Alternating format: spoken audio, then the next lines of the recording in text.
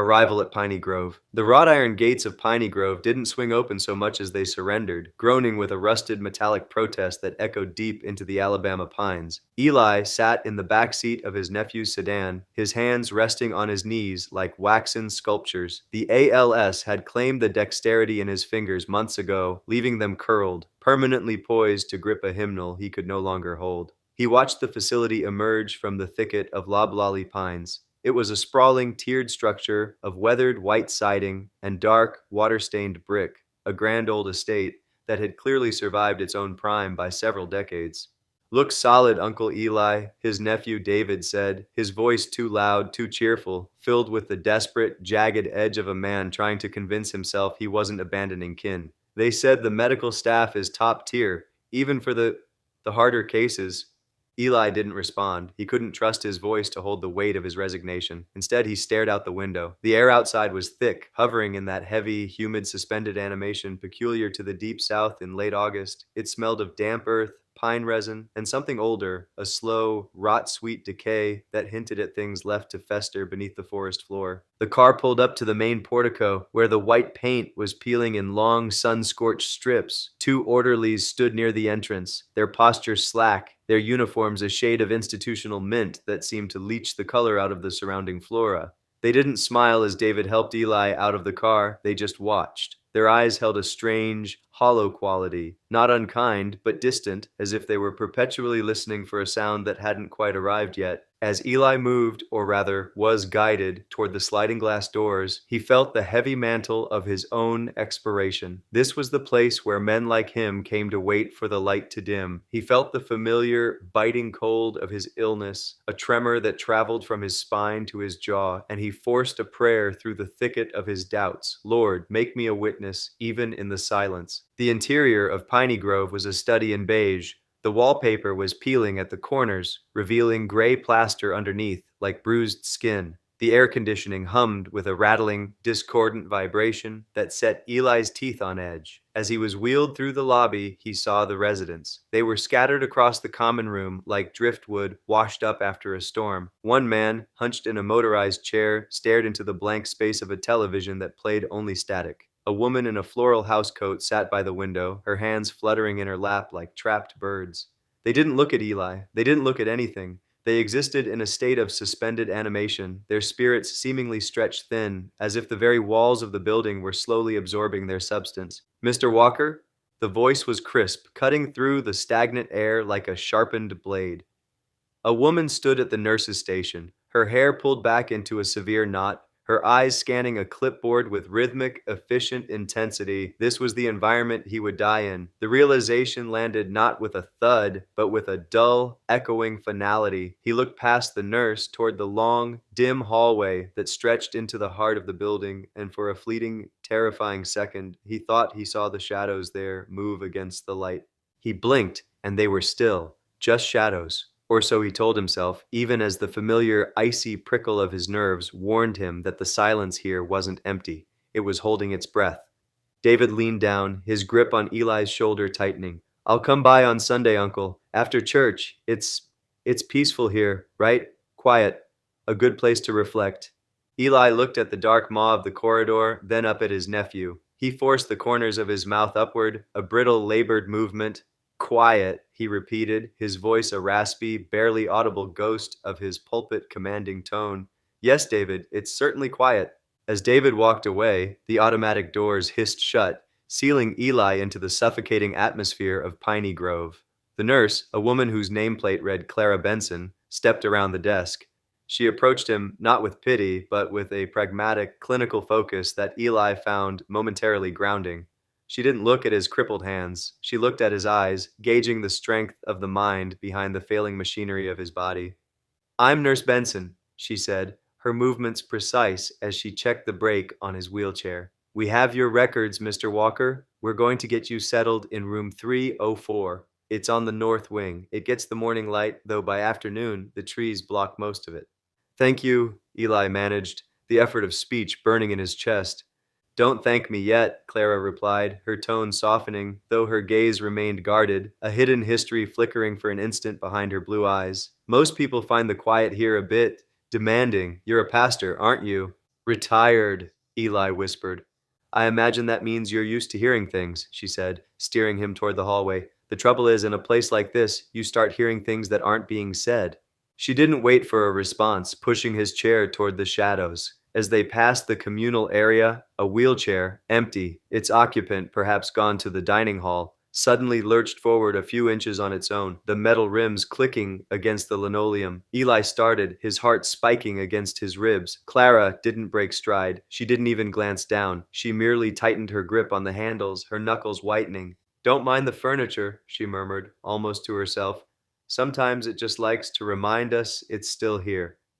They moved deeper into the building, the light from the lobby fading into a soft, jaundiced amber. Eli felt the weight of the structure pressing in on him, the collective history of 1,000 lost days settling into the floorboards. He felt the sudden, crushing isolation of his position, a man of faith in a place where God seemed to have turned his face toward the wall. He looked at his hands again, then up at the darkening ceiling. The whispers hadn't started yet, but in the oppressive, heavy stillness of the hallway, he could feel them waiting. He was no longer a minister leading a congregation. He was a traveler entering a valley, and for the first time in his life, he wasn't sure if he was holding the lamp or if he was simply one of the shadows waiting to be consumed by the dark. Clara punched the code into the keypad for the north wing. The mechanism groaned, a rusted, mechanical protest that echoed too loudly in the narrow corridor. She pushed the door open, the heavy steel scraping against the linoleum. Room 304, she said, her voice clipped, professional. It's near the end of the hall, Pastor. The window faces the woods, which usually stays quiet.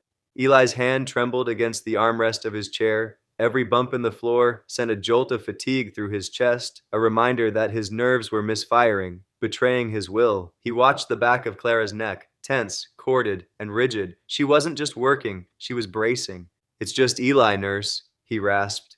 The effort of speaking took more wind than it should have. I've spent 40 years being called pastor from behind a pulpit. I believe God knows my name without the title. Clara stopped abruptly. She turned, her eyes dark and darting, scanning the hallway behind them before settling on his face. She adjusted the chart in her hands, a shield of paper and ink. I'm not much for titles either, Eli. They tend to imply a level of authority that doesn't actually exist in a place like this. Here, we're all just waiting for the clock to run out. She ushered him into 304. The room was a sad box of institutional beige, a bed with sharp, hospital-cornered sheets, a plastic chair, and a view of the pines that was more curtain than scenery.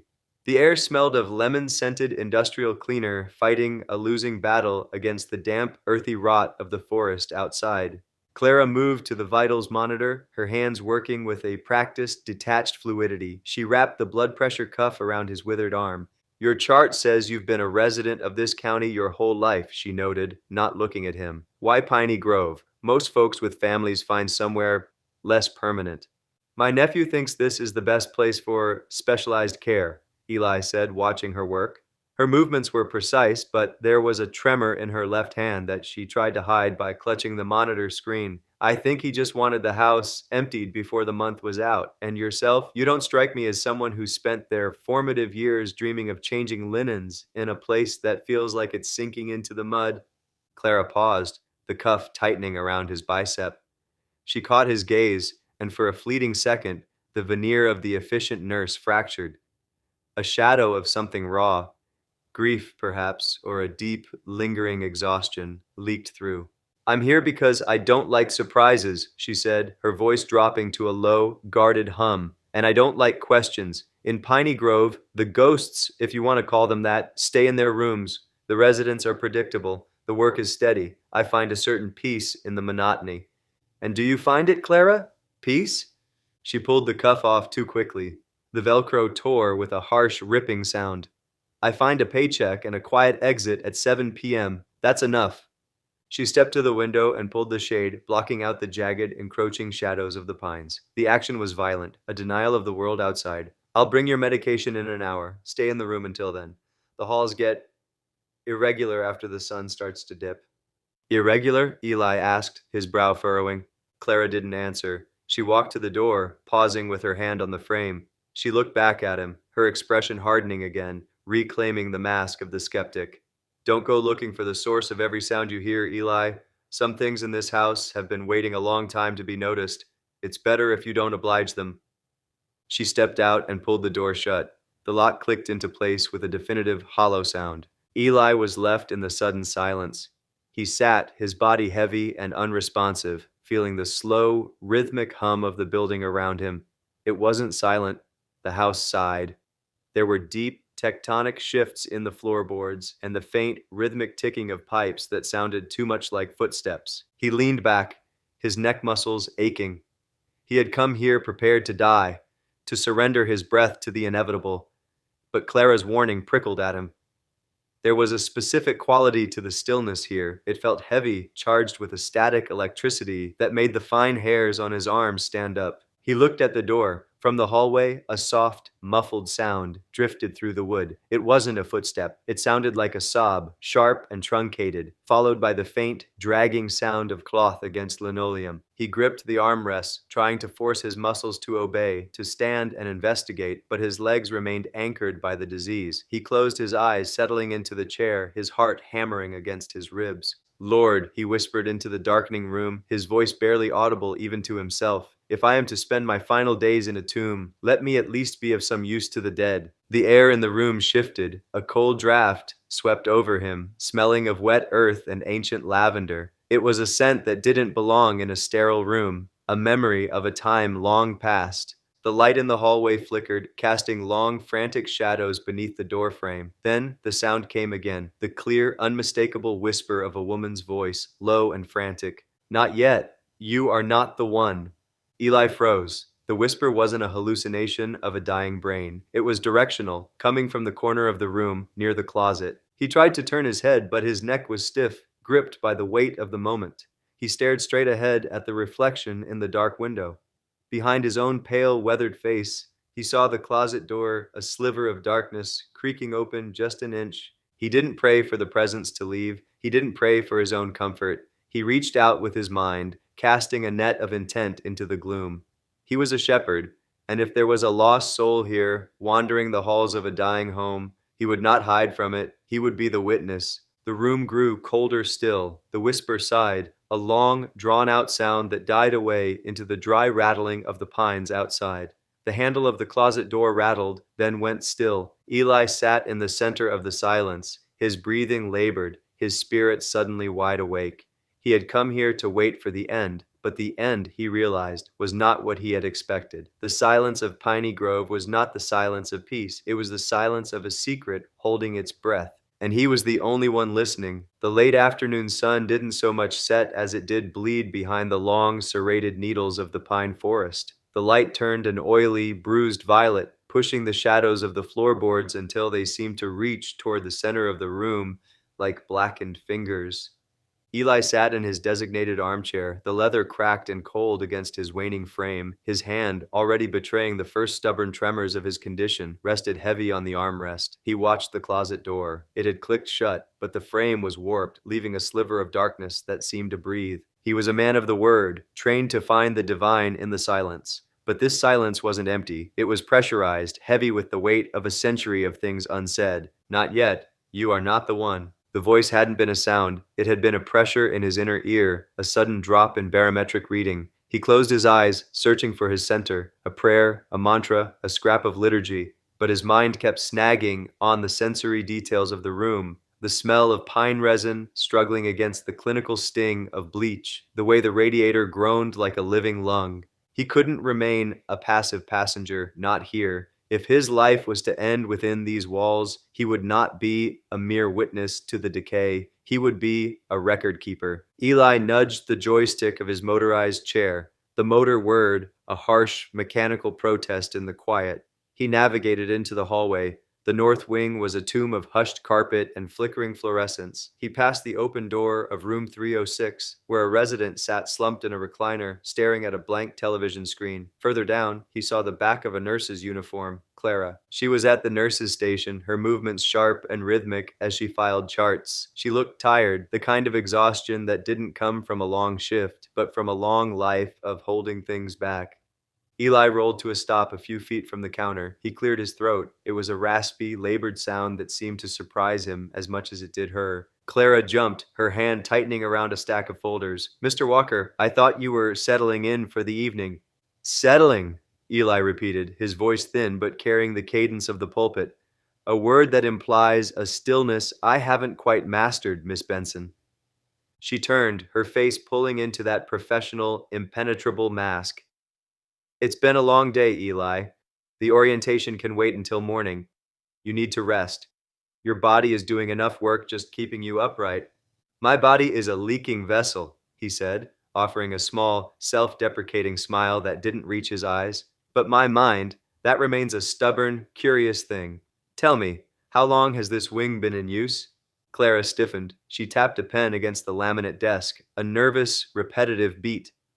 Piney-Grove has been here for a long time. It was repurposed in the 50s. Before that, it was a private residence, then a sanitarium. You know how these old southern estates are, constantly changing hands to hide their histories? A sanitarium, Eli murmured. That explains the architecture, the narrow hallways, the seclusion. It explains the damp and the draft, more like, she countered, her tone edging toward the clinical. It's a drafty, drafty place. That's why you hear the walls shifting, the pipes banging. Don't go looking for ghosts in the plumbing, Pastor. It'll only drive you mad. She leaned in, her gaze dropping to his hands, which were curled tightly on his lap. Her demeanor softened, just a fraction, a crack in the porcelain. There is a history here that isn't particularly kind. It's better left in the files. I'm here to ensure you're comfortable, not to curate a ghost story. You say that as if you've tried to look, Eli said softly. Clara stopped tapping. The air in the hallway felt suddenly thin. I say it as someone who has seen residents arrive with their faith and their wits and leave with neither. The atmosphere here, it eats at people. You're a man of God. You know the power of places soaked in sorrow. Why would you want to invite that in? Because, Eli replied, shifting his weight, if there is sorrow here, then there is a soul that hasn't found its rest. And if I am to spend my final days in a house of the restless, I'd rather be a companion to the truth than a prisoner of the unknown. Clara looked at him then, really looked at him, and for a moment the guarded wall between them dissolved. He saw the flicker of something else, a shared exhaustion perhaps, or a secret resonance.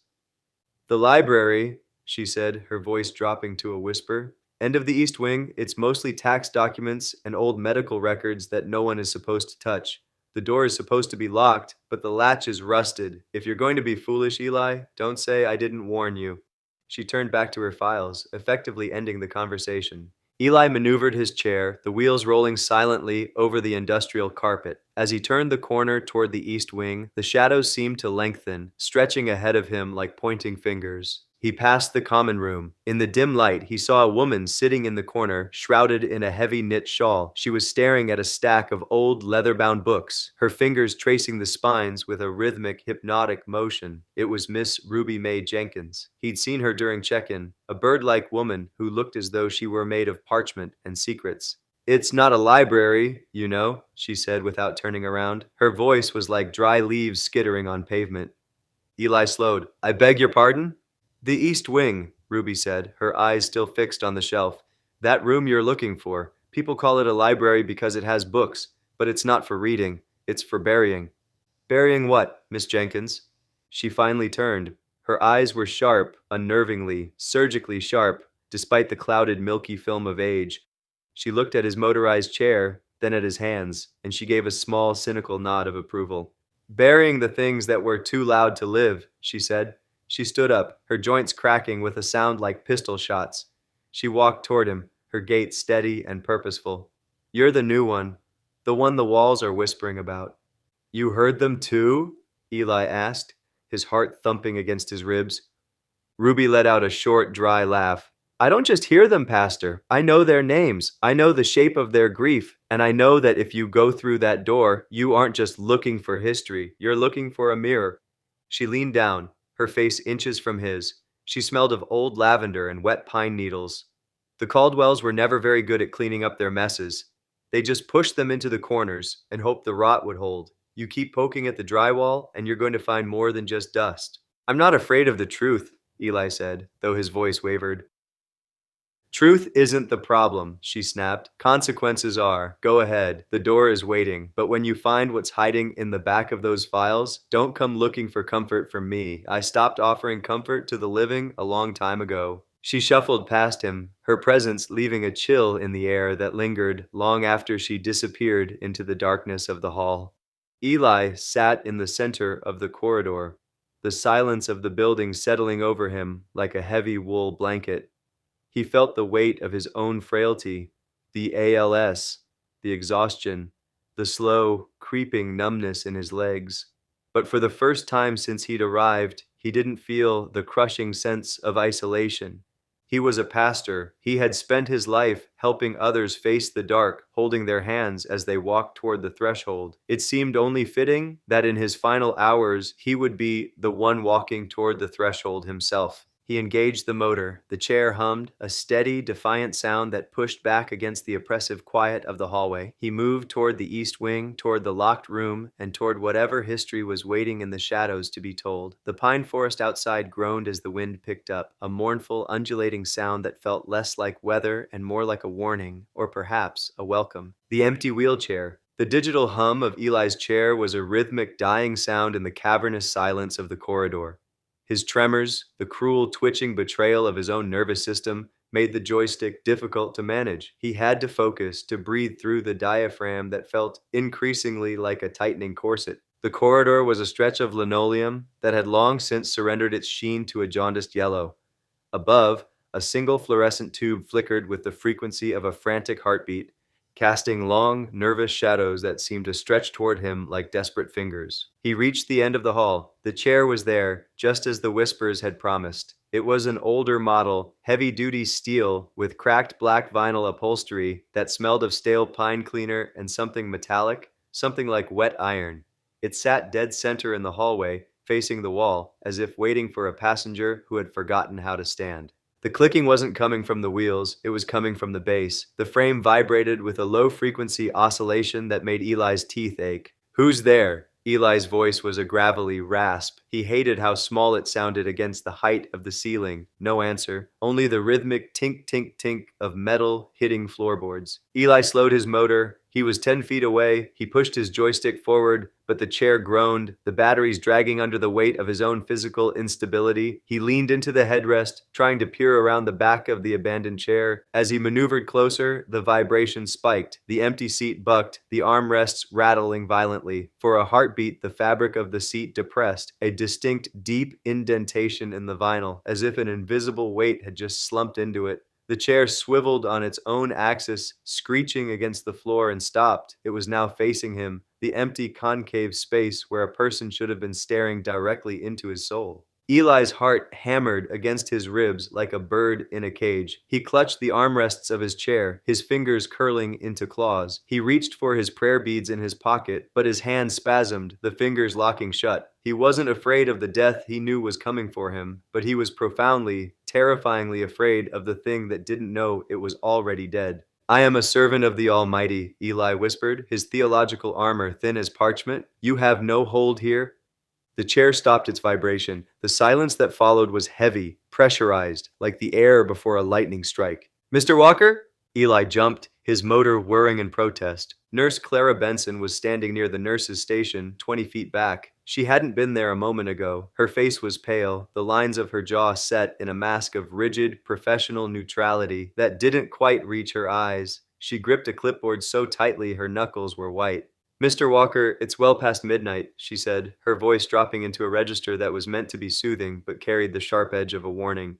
"You shouldn't be wandering the halls. Your vitals are fluctuating. I can see the monitor alert from the station." Eli looked from the empty, shifting chair back to Clara. "Nurse, did you see that? The chair, it was moving."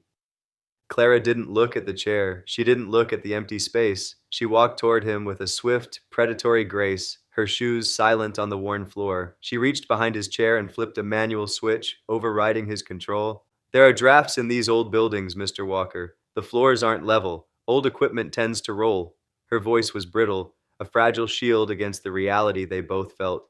"It's just physics. Gravity pulling things toward the low points." "That wasn't gravity." Eli countered, his frustration manifesting as a sharp, involuntary jerk of his shoulder. That was intent. That was a presence. Clara stopped directly in front of him. She leaned down, bringing her face close to his. Her eyes were searching, desperate, looking for a sign that he was just a confused old man suffering from the indignities of a failing body. But behind the empathy, Eli saw the fear, the deep, calcified terror of someone who had tried to bury the truth and was finding it impossible to keep the dirt leveled. Listen to me, Eli, she whispered, her voice dropping to a frantic hum. This place is a sieve. The past leaks through the floorboards. If you start looking for the source of the leak, you're going to drown. I'm trying to keep you safe. I'm trying to keep all of you safe. But my power only extends to medicine and bandages. I can't stop what's in the walls.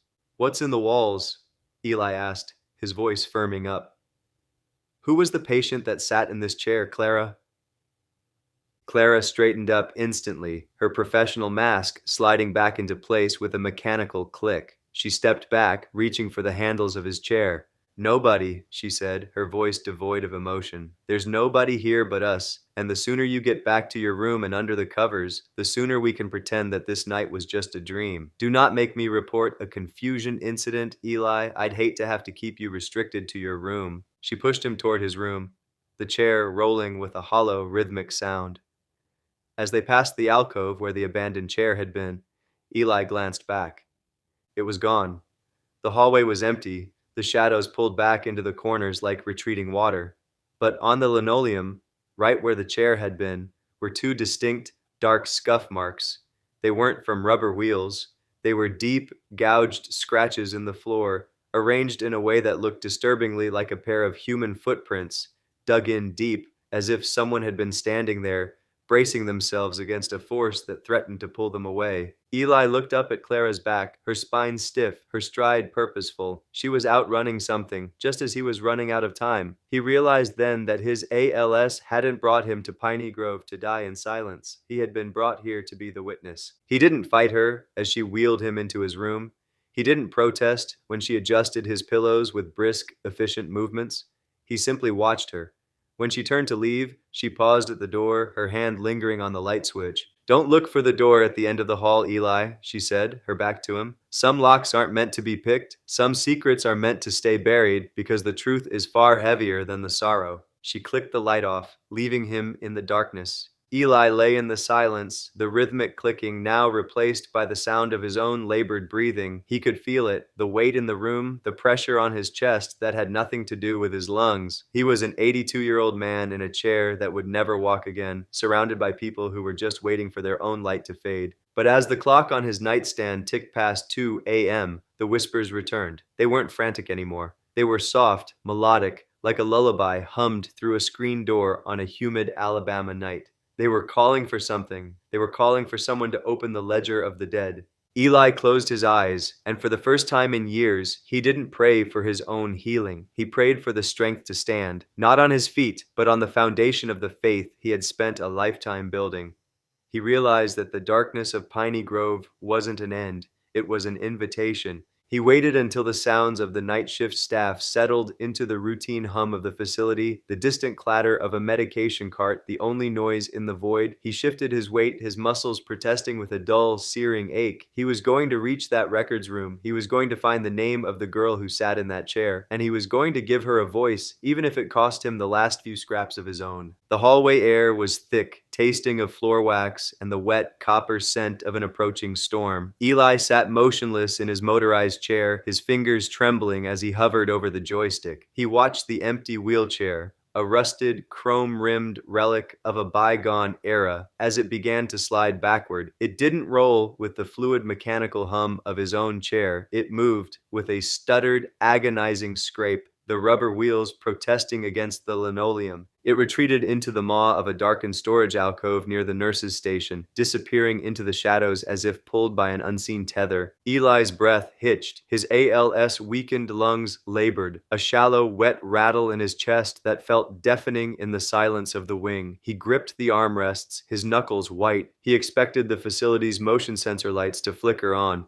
but the corridor remained steeped in a bruised, sickly twilight, fueled only by the dim emergency glow of the exit signs. He maneuvered his chair forward, his heart hammering against his ribs like a trapped bird. As he reached the threshold of the alcove, he stopped. The space smelled of mildew and something sharper, a scent he associated with the old sanatorium records he'd read about in his youth, carbolic acid and stale linen. The wheelchair was gone. Instead, the alcove was stacked with moth-eaten boxes and stacks of files that looked as though they hadn't been touched since the Eisenhower administration. His eyes settled on a single item discarded on the floor, a hand-knitted shawl, its wool turned a jaundiced yellow by age, lying in a heap that suggested a body had just been ripped out of it. Trauma, he thought.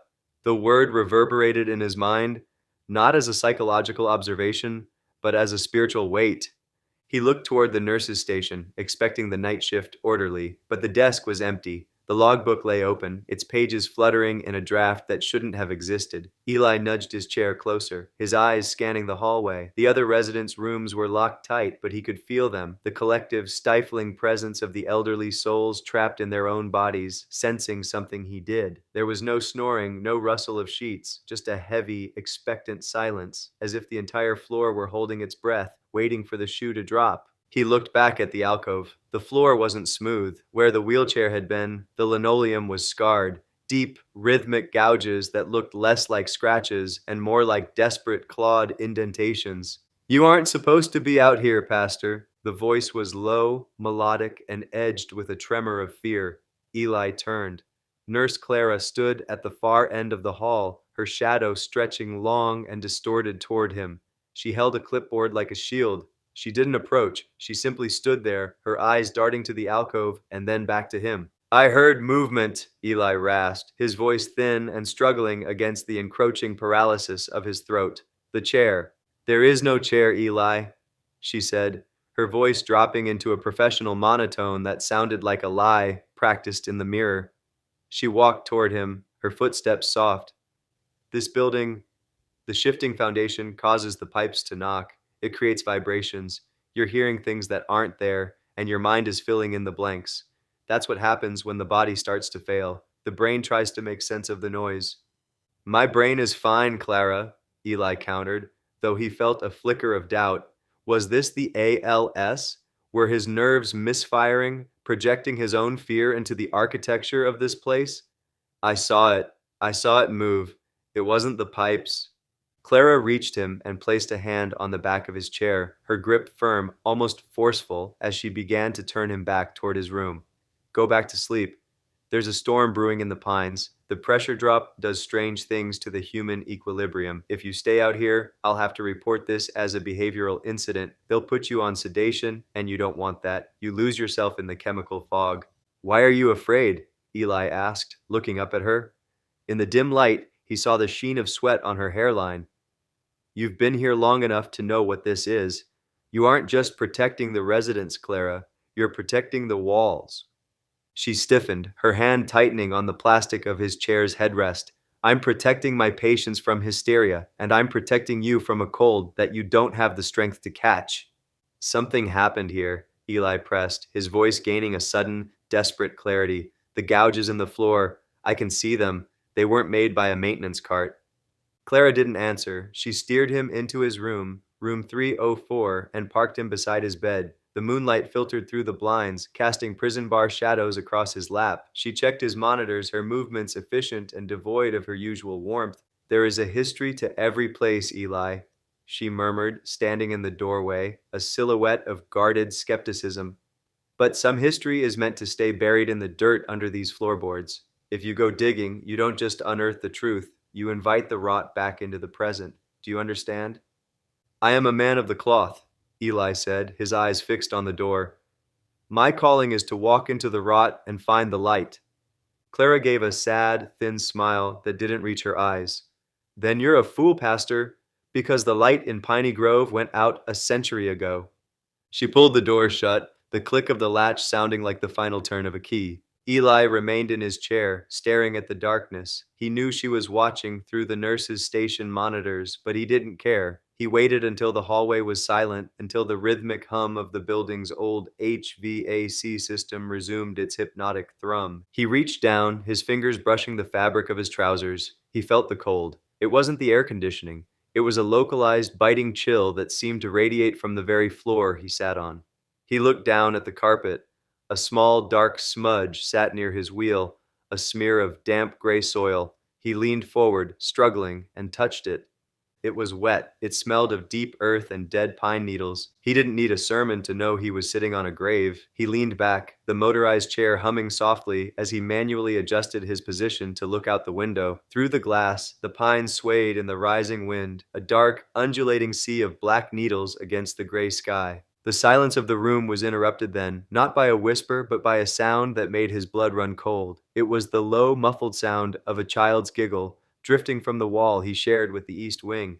It wasn't playful, it was a jagged, broken sound, quickly stifled by the heavy thud of a door slamming shut somewhere deep in the basement. Eli looked at the nightstand. His Bible lay there, its spine cracked, a bookmark trailing from the Psalms. He reached for it, his hand trembling so violently he nearly knocked the lamp over. He didn't open it. He didn't have the strength to read. Instead, he simply rested his hand on the leather cover, closing his eyes. Lord, he prayed silently, his spirit reaching out into the dark. If I am to be a witness, give me the strength to bear the weight of what I see. Do not let me be a mirror for the despair. Let me be the one who finally breaks the glass. As the storm began to rattle the window pane, the light in his room flickered, buzzed, and then died completely, leaving him in the suffocating, absolute dark of a place that had never truly forgotten its original sins. The hum of the nursing home's ventilation died with a shuddering metallic wheeze, leaving the room in a silence so thick it felt pressurized. Outside, the Alabama pines thrashed against the siding like skeletal fingers, but inside, the darkness was absolute.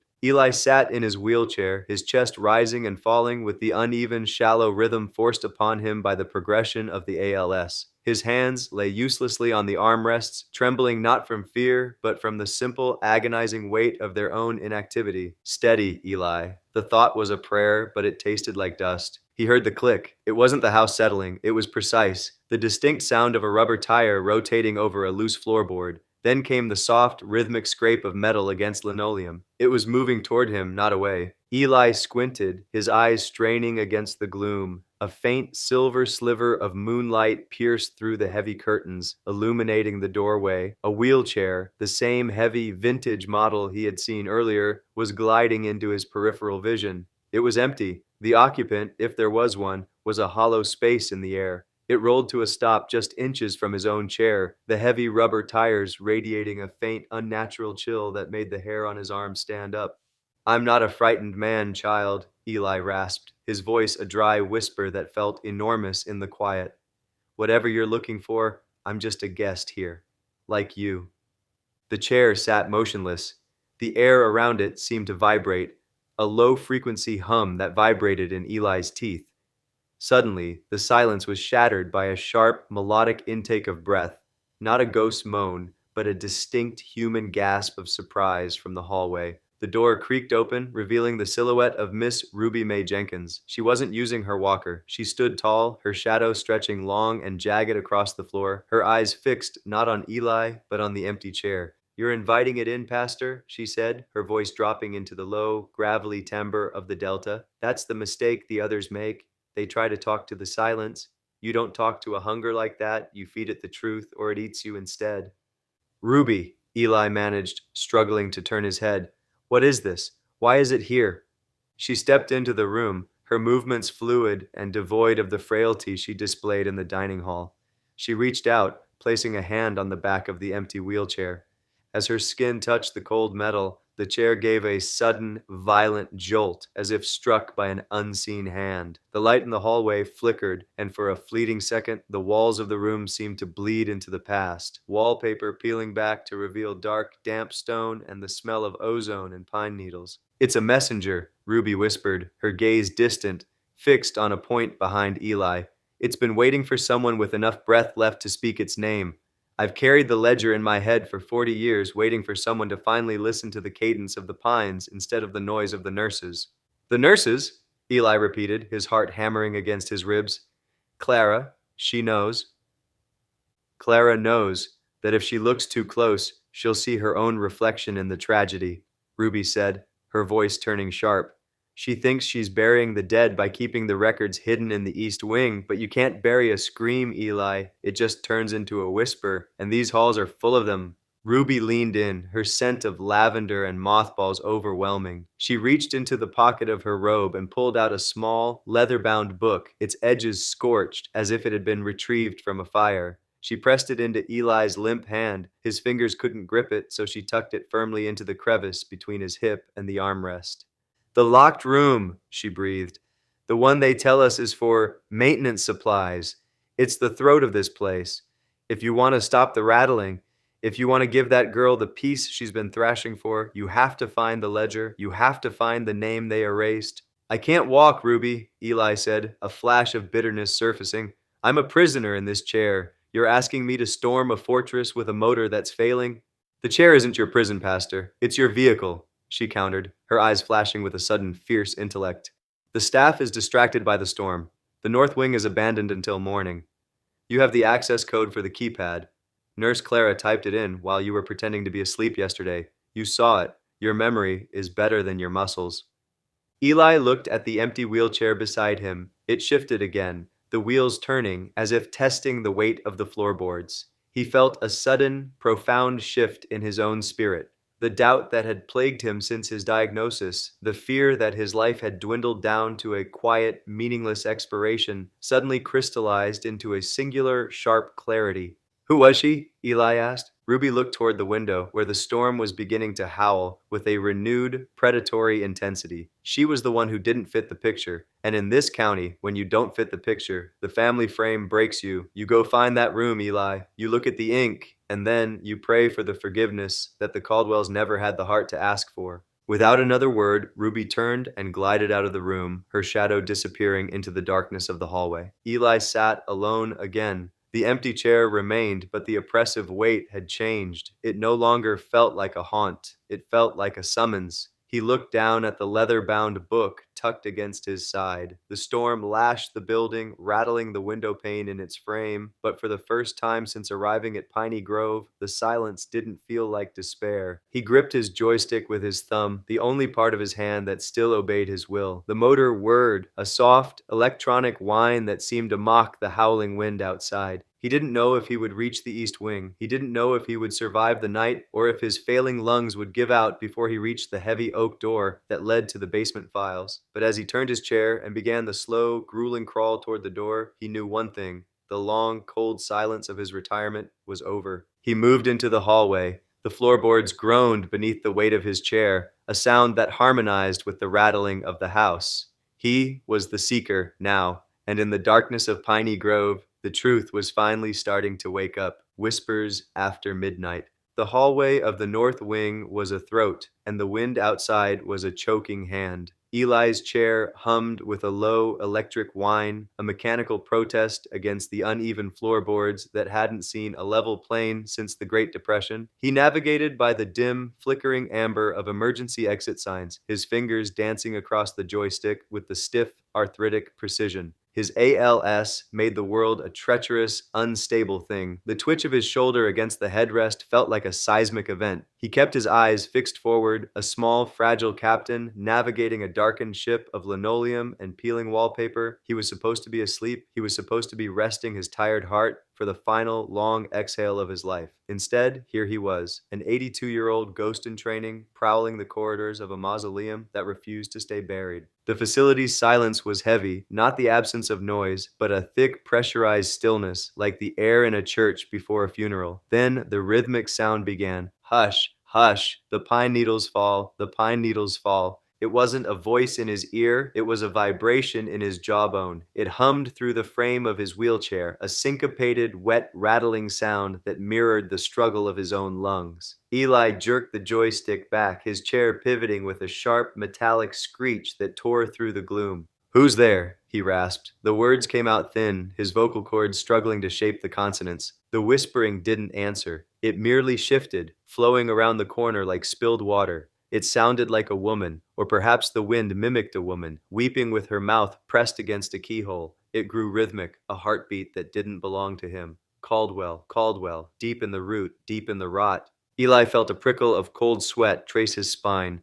He had spent his life preaching about the veil, about the thinness of the barrier between the here and the hereafter. He had stood in pulpits and told grieving widows that their husbands were safe in the arms of the Almighty, but he had never imagined the veil was so thin it could snag your sleeve like a rusty nail. He reached out, his hand shaking, and flicked the switch on his chair's small, auxiliary reading light. A narrow yellow cone cut into the dark. The dust motes danced in the light, thick and agitated, swirling in patterns that didn't match the stagnant airflow of the hallway. He moved forward again, his heart hammering against his ribs like a trapped bird. As he approached the intersection where the north wing bled into the drafty, abandoned-looking artery leading to the east wing, the temperature plummeted. His breath bloomed in front of him, a ghost of a cloud. The whispering stopped. The silence that followed was absolute, terrifying. It was the silence of a house holding its breath. Then the floorboards at the far end of the hallway groaned, not the settling of old timber, but the distinct, rhythmic depression of a heavy weight. A shadow, darker than the surrounding ink, stretched out from behind the service door that led to the staff linen closet. It didn't belong to a person. It was a jagged, formless smear of darkness that seemed to be actively devouring the light from his chair's lamp. Lord, Eli breathed, his hand hovering over his own chest, searching for the comfort of a faith that suddenly felt like a dry well. Show me the truth of this. The shadow shivered. A sound erupted from the walls. Not a whisper this time, but a wet, tearing noise, like fabric being pulled apart. The emergency light overhead flickered violently, strobing the hallway in jarring bursts of amber. In those pulses of light, Eli saw it. The wallpaper was bubbling. The old, floral-patterned paper wasn't just peeling, it was bulging outward, as if something were trapped beneath the plaster, trying to push through the skin of the building. The chair beneath him shuddered. It stalled, the motor whirring uselessly, spinning in a tight, panicked circle. Eli grappled with the control, his thumb slipping on the toggle. You're not welcome here. The walls seemed to sigh. It was a collective exhale, the sound of 100 forgotten secrets finally finding air. He leaned back, forcing himself to breathe through the diaphragm, a technique he'd learned to combat the encroaching paralysis. He focused on his center. He ignored the flickering lights. He ignored the impossible shifting of the walls. He closed his eyes and whispered the only prayer that had ever felt solid enough to hold on to. The Lord is my light and my salvation. Whom shall I fear? The tearing sound ceased. The shadows retracted, shrinking back into the corners of the ceiling like ink retreating from a flame. The motor of his chair caught again, humming with a renewed, albeit nervous vibration. Eli opened his eyes. The hallway was still dark, still oppressive, and still decaying, but the violent, visceral agitation had vanished. He was alone, his knuckles white against the control stick. He realized, with a tremor of profound, bone-deep fatigue, that he wasn't just investigating a haunting, he was a witness to a crime that time had forgotten, but the ground refused to digest. He looked down at his own withered hands, illuminated by the dying yellow beam of his lamp. They were steadying. The paralysis that usually gripped his limbs in the middle of the night, the heavy sleep he feared most, was gone, replaced by a crystalline, terrifying clarity. He steered the chair forward, past the linen closet, toward the east wing. The silence was back, but it no longer felt like a grave. It felt like a weight. The house was no longer trying to scare him away. It was waiting for him to finish the work it had been unable to complete for a century. He moved into the dark, a small, motorized pilgrim pushing against the current of history. The hallway was a throat of shadows, smelling of industrial lemon cleaner and something much older. Damp earth and rotting pine needles.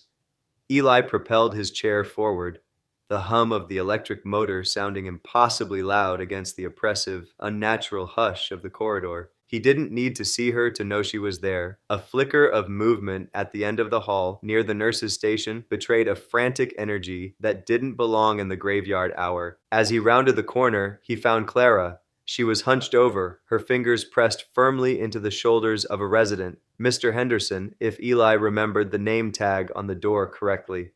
The old man was trembling, his gaze locked onto the blank peeling wallpaper as if reading a harrowing story written in the water stains.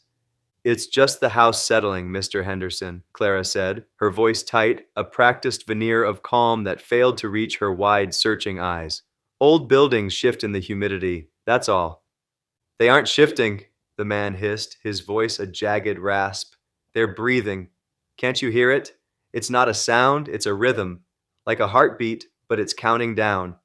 Eli stopped his chair a few feet away. The air here was colder, the kind of deep, biting chill that seeped into his stiff joints. He looked at Clara, who finally noticed him. Her initial reaction was a flash of professional irritation, quickly replaced by a raw, unvarnished relief.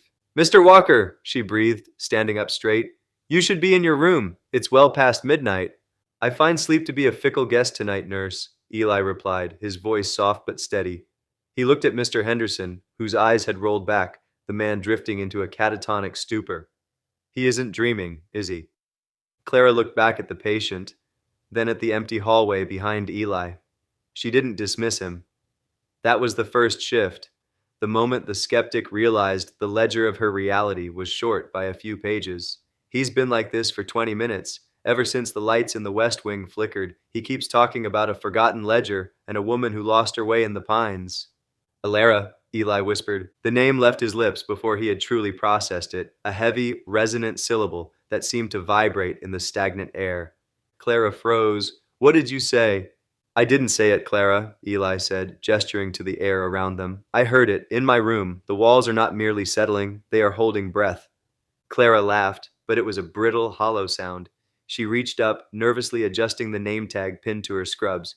"You're a pastor, Eli. You deal in the intangible. I deal in vitals, medication logs, and patient history. There is a logical explanation for all of this. A draft, faulty wiring, perhaps a structural issue with the foundation. This building is a relic." "Logic is a fine tool for the living," Eli said, leaning forward. His hands, though shaky with the early tremors of his condition, gripped the armrests of his chair. "But look at him. Look at the way his skin has gone gray. That isn't a draft, and that isn't a faulty wire. That is fear of something that has no business being here." A sudden, violent thud echoed from the floor above, followed by the distinct sound of a medicine cart rolling, not being pushed, but rolling with a steady, clattering rhythm down the linoleum floor. Clara whipped her head toward the sound. She started to walk, then stopped, her practical mind warring with her senses. She looked at the hallway, stretching out into the gloom, then back at the helpless, shivering man in the chair. "Stay with him," she commanded, though it was less of an order and more of a plea. "I'm not going anywhere," Eli promised. Clara moved toward the stairwell, her flashlight beam cutting a frantic arc through the dark. Eli watched her go, then shifted his attention back to Mr. Henderson.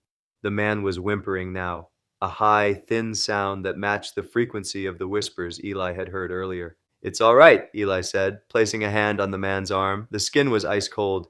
"You are not alone." "She's looking for the cradle," Mr. Henderson murmured, his eyes snapping open. They were bloodshot and terrifyingly lucid. "She's been looking since before they paved the road. If you don't stop the clock, the night will never end." Before Eli could press him for more, a shadow detached itself from the wall near the nurse's station.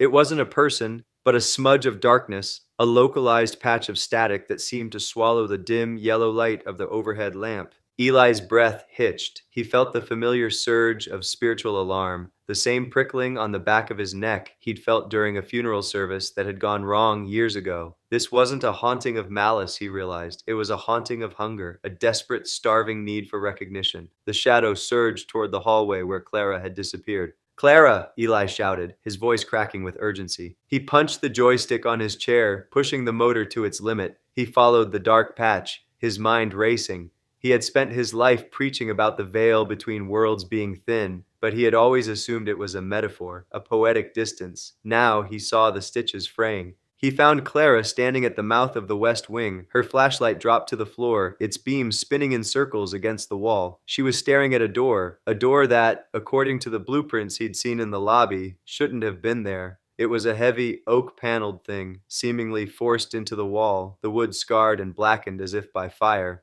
"It wasn't here," Clara whispered, her voice devoid of its usual clinical detachment. "I've walked this hall 500 times, Eli. There is no door here." Eli pulled his chair alongside her. The air near the door was thick, tasting of copper and pine sap. "It's a manifestation of a memory, a place the house refuses to forget." "I don't believe in ghosts," Clara said, though her hand shook as she reached out to touch the brass handle. "I refuse to believe in ghosts." "Then don't," Eli said, his voice dropping into that tone he used to comfort the dying. "Call it a fracture in time. Call it a scream that never finished its echo. But if you walk away now, you are ignoring the heartbeat of this place, and you are a nurse, Clara. You know that when the heart stops, the body dies. The door handle rattled, not from Clara's hand, but from within the room. A metallic, rhythmic sound, click, slide, click, the sound of an old latch struggling against a rusted spring. Clara looked at him, her eyes searching his for a tether. The skepticism that had defined her career was crumbling, and in its place was something deeper, something she had clearly spent years trying to bury under shifts and schedules. If we open this, she whispered, we aren't just looking at a room, we're looking at why we're both here, and I don't think we're going to like the truth. Eli looked at the handle, then up at the dark, vaulted ceiling of the hallway. He felt the weight of 82 years of grace, of battles fought with scripture and prayer, and he knew that this was the final, hardest fight. The truth is never easy, my dear, Eli replied, his voice firming with a sudden, sharp clarity. But it is the only thing that sets us free. Open it. Clara hesitated, then wrapped her fingers around the freezing brass. She looked at Eli one last time, her expression transitioning from fear to a grim, investigative resolve. With a sharp pull, the door groaned, a sound of protesting wood and long dormant hinges, and swung inward, revealing a sliver of total, absolute darkness. The fluorescent hum of the hallway light, usually a sound Clara found as predictable as a heartbeat, suddenly buzzed with a jagged, insectile tremor. She stood pressed against the floral wallpaper, her fingers white-knuckled around the chart she'd dropped when the air grew cold enough to crystallize her breath. Eli remained seated in his wheelchair, his hands, stiff and gnarled by the merciless progression of his disease, resting motionless on the armrests. He wasn't looking at the light, he was looking at the floorboards, where the dust motes had stopped their aimless drifting and were swirling in a precise, frantic orbit around an invisible axis. Tell me, Clara whispered, her voice brittle. She wasn't asking for a medical diagnosis, she was asking for an anchor. Tell me you saw it, Eli. Tell me the air didn't just bend.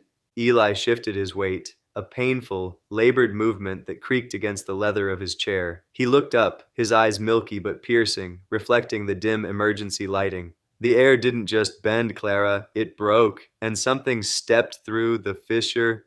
Clara exhaled, a ragged sound that did little to soothe her racing heart. She pulled her stethoscope from around her neck, not to use it, but because the cold metal against her skin offered a modicum of tactile reality. I have logic for everything in this building. I have explanations for the pipes groaning, for the drafty windows, for the way the old ones wander in the night. But that, she gestured to the empty air between them, where the lingering scent of ozone and wet, rotted pine needles still hung heavy. That wasn't the building settling. You've spent years trying to fill the silence of this place with routines, Eli said, his voice a gravelly rasp. You've been trying to drown out the history of these walls with beeping monitors and medication carts, but the silence here isn't empty, child. It's hungry, and it's finally stopped waiting for us to notice it. Clara sank onto a nearby bench, the plastic seat groaning under her sudden collapse. She looked at her hands, still trembling. If I report this, if I even mention what just happened, what we both saw, they'll have me in a psychiatric evaluation by dawn. They'll say the stress of the double shifts has finally frayed the edges. And if you don't, Eli pressed, his head tilting slightly, if you tuck this away with the rest of your ghosts, what happens the next time the walls decide to speak? The resident you were tending to, Mr. Henderson, he wasn't just disoriented. He was terrified of something he saw in the corner of his room. He saw it before you even stepped into the hallway. Clara looked toward the dark mouth of the north wing, where the shadows seemed to pool like spilled ink. He said he saw a young girl in a dress that looked like it was woven out of spiderwebs and gray smoke. He kept asking me why she wasn't allowed to go home. A chill, sharper than the first, traced the line of Eli's spine. He gripped the wheels of his chair, the rubber resisting his weakened touch. A girl. In the Piney-Grove logs, there's no record of a girl, but in the stories the old folks whisper when they think the staff is out of earshot, there's always a mention of a night walker. They treat it like a nursery rhyme to keep the children away from the woods, but perhaps it's not a story at all. I thought you were a man of faith, Eli, Clara said, her voice regaining a flicker of its usual sharp-edged pragmatism. I thought you believed in angels and peace. This is something else. This feels like a tether. Faith isn't a cloak you wear to keep the cold out, Clara, Eli replied, his tone deepening with a sudden, weary authority. It's a lantern. It's meant to show you the dark places so you can confront what's hiding there. I didn't come to Piney Grove just to die. I think perhaps I was sent here because I was the only one left who still knows how to ask the right questions. Clara stood up slowly, her skepticism fighting a losing battle against the raw, visceral evidence of the last few minutes. She looked at Eli, a man whose body was failing him, yet whose spirit seemed to be sharpening like a blade.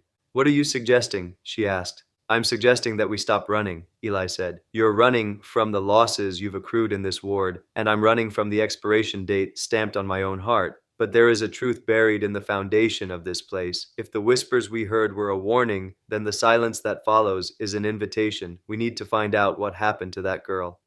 Clara glanced back at the nurse's station, then down the long, dimly lit corridor that stretched toward the administrative offices, the locked rooms, the archives, the restricted basement access. She felt the weight of her uniform, the symbol of a healer who had failed to save far too many. The fear was still there, a cold lump in her throat, but it was being eclipsed by a long dormant hunger for justice. The files, she whispered. The archives are kept in the basement, behind the boiler room. It's been restricted since the state audits last year. Nobody goes down there. Then it's the perfect place to start, Eli said, his voice steadying. If this place is haunted by a secret, then the records are the only things that can tell us the truth. But I can't get down there on my own, Clara. I'm a prisoner of my own limbs. Clara looked at him, really looked at him, seeing the fierce, unwavering determination behind the mask of his illness.